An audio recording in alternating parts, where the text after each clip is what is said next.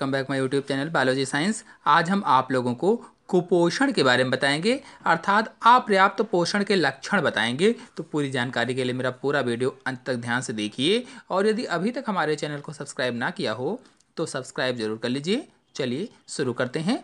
तो आहार में एक अथवा अधिक पोषक तत्वों की कमी कुपोषण का कारण बनती है। यानी यदि हमारे आहार में एक या एक से अधिक पोषक तत्वों की कमी हो जाती है तो कुपोषण हो जाता है। पिछले वीडियो में मैंने आपको बताया था कि हमारे शरीर के लिए सभी पोषक तत्व आवश्यक होते हैं, या हमें स्वस्थ रहने के लिए सभी पोषक पदार्थों की उचित मात्रा में ज़रूरत होती है। और यदि इन्हीं पोषक तत्वों में से कोई एक या एक से अधिक कम हो जाते हैं, यानी इन्हीं पोषक तत्वों में से कोई पोषक तत्व एक या एक से अधिक कमी हो जाती है उसकी, तो कुपोषण हो जाता है। इसे ही अपर्याप्त पोषण के लक्षण कहा जाता है।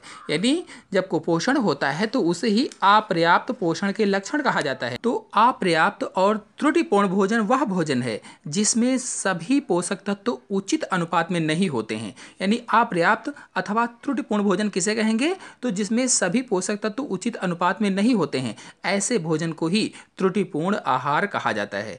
तो जिस भोजन में सभी पोषक तत्व उचित अनुपात में ना हो उसे त्रुटिपूर्ण आहार कहते हैं। तो यदि हमें अपर्याप्त पोषण मिले या त्रुटिपूर्ण भोजन करने से दो प्रकार के लक्षण दिखते हैं। पहला शारीरिक शिथिलता और दूसरा मानसिक शिथिलता। यदि हम त्रुटिपूर्ण भोजन करते हैं या अपर्याप्त भोजन करते हैं तो दो प्रकार के लक्षण कौन कौन से? शारीरिक शिथिलता और मानसिक शिथिलता प्राप्त होती। चलिए अब इन दोनों को अच्छे से समझ लेते हैं। तो पहला है शारीरिक शिथिलता। तो यदि किसी को अपर्याप्त पोषण मिलता है तो उसका शरीर दुर्बल हो जाएगा, शारीरिक गठन कमजोर हो जाएगा, यानी शरीर की बनावट जो है वो टेढ़ी मेढ़ी कमजोर होगी, शरीर का भार कम रहेगा, कद में भी फर्क पड़ जाता है, मांसपेशियां कमज़ोर हो जाती हैं, त्वचा के नीचे वाली जो चर्बी होती है वो भी कम हो जाती है, त्वचा शुष्क भी हो जाती है या कह लीजिए सूखी हो जाती है, त्वचा पीली भी पड़ जाती है और कांतिहीन हो जाती है, यानी त्वचा में कोई भी चमक नहीं रहती है। अब ये तो हुई शारीरिक शिथिलता। चलिए अब मानसिक शिथिलता को समझ लेते हैं। तो त्रुटिपूर्ण और अपर्याप्त पोषण से व्यवहार में चंचलता आ जाती है। जो व्यवहार होता है, व्यवहार में हमारे चंचलता आ जाती है, व्यक्ति की एकाग्रता में कमी हो जाती है, यानी एकाग्र नहीं हो पाता है वो, और पढ़ाई में कमजोरी हो जाता है, कमजोरी आ जाती है, कमजोर हो जाता है। मांसपेशियों पर ठीक से नियंत्रण नहीं रहता है। जो हमारी मांसपेशियां होती हैं उन पर ठीक से नियंत्रण हमारा नहीं रहता है, कंट्रोल नहीं रहता है, और हमारी तंत्रिकाएं शिथिल होने लगती हैं। यानी जब तंत्रिकाएं शिथिल होंगी तो सोचिए कि क्या क्या हो सकता है। यदि नहीं जानते हैं तंत्रिका के बारे में तो हमारे चैनल में वीडियो अपलोडेड है, आप जाकर के देख सकते हैं। तो ऐसे बच्चे जो कुपोषण से पीड़ित होते हैं उन्हें भूख कम लगती है और उनकी पाचन शक्ति क्षीण हो जाती है, यानी पाचन शक्ति कमजोर हो जाती है। उनमें रोगों से अवरोध की क्षमता क्षीण हो जाती है। रोगों से अवरोध की क्षमता क्षीण का मतलब है ऐसे बच्चों में रोगों से लड़ने की क्षमता बहुत कम हो जाती है। अब जब रोगों से लड़ने की क्षमता कम हो जाएगी तो बच्चों को आसानी से रोग पकड़ लेंगे, यानी रोगों से लड़ने की क्षमता कम तो आसानी के साथ रोग पकड़ लेंगे।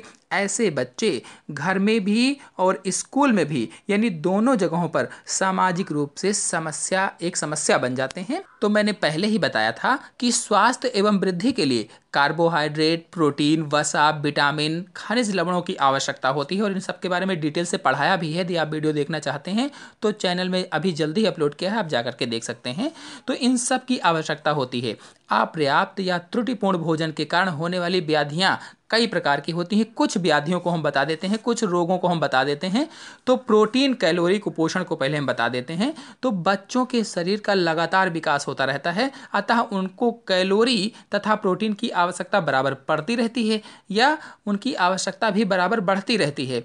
इस प्रकार के कुपोषण का प्रभाव 1 से 4 वर्ष के बच्चों में सबसे अधिक होता है। यानी जो प्रोटीन कैलोरी कुपोषण है इसका प्रभाव 1 से 4 वर्ष के बच्चों में सबसे अधिक होता है। यह प्रोटीन व कार्बोहाइड्रेट की कमी के कारण ही होता है।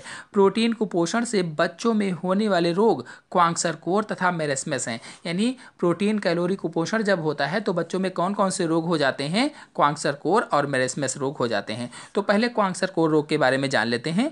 यह रोग प्रोटीन की कमी के कारण होता है। जो क्वांगसरकोर रोग है, जो आप चित्र देख रहे हैं, इस बच्चे को क्वांगसरकोर रोग हो गया है और देखिए इसके शरीर किस तरह से बन गया है। तो यह रोग प्रोटीन की कमी के कारण होता है। प्रोटीन की कमी होने पर बच्चे की वृद्धि सामान्य गति से नहीं होती है। यानी जैसे सामान्य बच्चे वृद्धि करते हैं, जिन बच्चों में प्रोटीन की कमी हो जाती है उनमें सामान्य बच्चों की तरह वृद्धि नहीं होती है, गति नहीं होती है, भूख कम लगती है, अक्सर अतिसार की शिकायत रहती है, शरीर सूजकर फूल जाता है, बच्चा चिड़चिड़ा भी हो जाता है, उदास भी रहता है और खेलने के बजाय हर क्षण रोते ही रहते हैं। ऐसे बच्चे जिनमें प्रोटीन कैलोरी कुपोषण हो जाता है, जिनको क्वांगसरकोर हो जाता है, ऐसे बच्चे खेलने के बजाय हर क्षण रोते ही रहते हैं, बाल सूखे हो जाते हैं तथा चमक रहित हो जाते हैं। यानी बालों की जो चमक होती है वो चली जाती है, त्वचा पीली हो जाती है, शुष्क हो जाती है, कांतिहीन हो जाती है। यानी त्वचा में जो चमक होती है वो नहीं रहती है, चमक चली जाती है, त्वचा पर काले धब्बे पड़ जाते हैं और त्वचा पर जो होते हैं छोटे छोटे से काले काले से धब्बे भी पड़ जाते हैं और त्वचा फटने भी लगती है।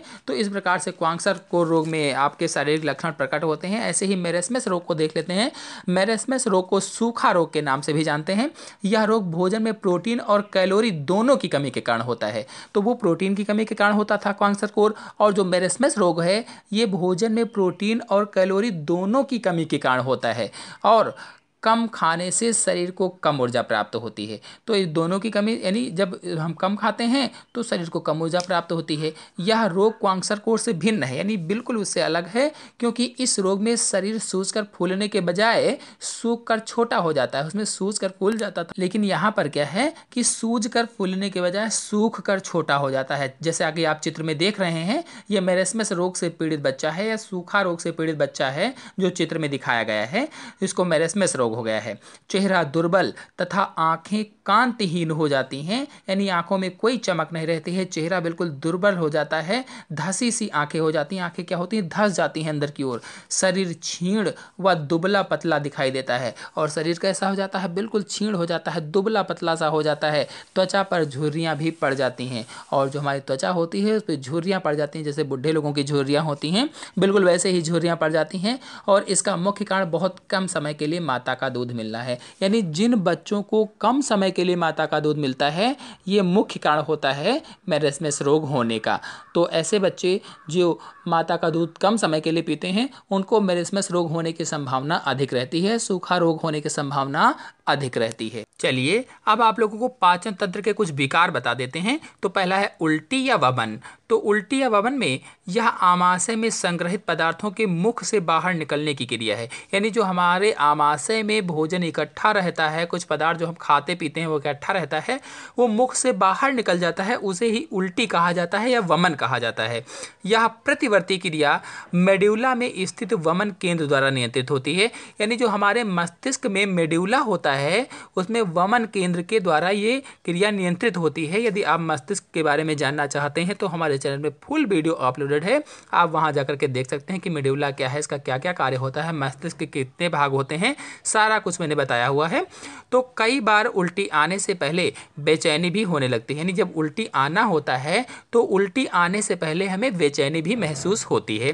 फिर दूसरा है पाचन संबंधी विकार अपच। अपच के अंतर्गत भोजन का पूर्ण पाचन नहीं हो पाता है। यदि हमारे अंदर अपच हो जाती है तो जो हमने खाया पिया है उसका अच्छी तरह से पाचन नहीं हो पाता है, पूर्ण रूप से पाचन नहीं हो पाता है, पेट भरा भरा सा लगता है। यह विकर श्रवण की कमी, खाद्य विषाक्तता, अतिका भोजन करना तथा अत्यंत मसाले युक्त व खट्टा भोजन करने से होता है। यानी जो हमारे शरीर में अपच होती है, जो खाने का पूरा पचता नहीं, खाना भोजन जो पचता नहीं अच्छी तरह से, तो अपच होने का कारण बताया है। इसमें होता क्या है कि पेट भरा भरा सा लगता है और विकर श्रवण की कमी, यानी जो हमारे शरीर में एंजाइम होते हैं वो कम स्रावित होने लगते हैं, तब ये ऐसा होता है। यानी एंजाइम के कम श्रावण से ऐसा होता है। खाद्य विषाक्तता, यदि हमारे खाने में कोई जहरीला पदार्थ आ गया है या कुछ कुछ ऐसी चीज़ आ गई है जो विषाक्त है तो ऐसा होता है, या अति का भोजन, ज़्यादा भोजन करने से भी ऐसा हो जाता है कभी कभी। और अत्यंत मसाले युक्त तो अगर आप भोजन करते हैं, अत्यंत मसालेदार भोजन खाने से भी